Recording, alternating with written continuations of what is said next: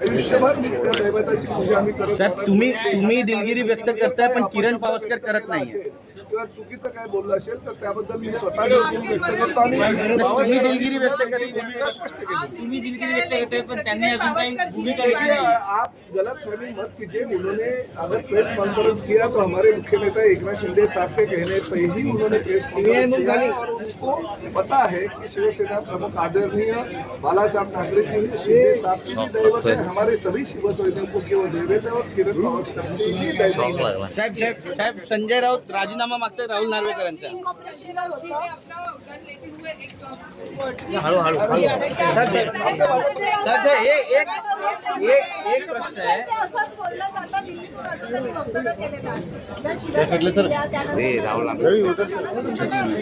बघा, सामन्याचं दुकान त्यांना चालू ठेवायचं.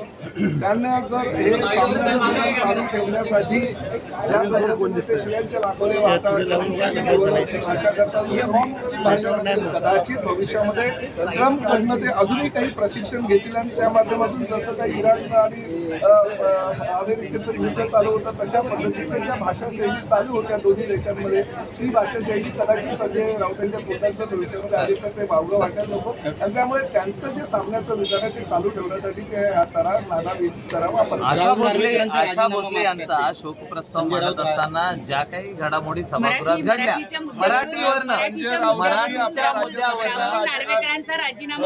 संजय राऊतांनी आपल्या राज्यसभेचा राजीनामा द्यायला पाहिजे, कारण त्यांच्या शिव्यांच्या लाखोल्यांमुळे अनेक आमदार पक्ष सोडून चाललेत, अनेक खासदार पक्ष सोडून चाललेत, अनेक लोकप्रतिनिधी पक्ष सोडून चाललेले असताना ते मात्र दुसऱ्यांचा राजीनामा मागतात. मला असं वाटतं काही व्याकरणी चुका ह्या प्रत्येकाकडनं होत राहतात. सामन्यामध्ये सुद्धा किती रसवर दीर्घाच्या चुका राऊत साहेब ही गंभीर चूक होती माध्यमातून केल्या झालेल्या आहेत आणि राहुल नार्वेकर त्याविषयी ते अध्यक्ष आहे या सभा विधिमंडळाचे. तर मला असं वाटतं आज ते त्या माध्यमातून आपली प्रतिक्रिया मराठी भाषेचा जाऊ द्या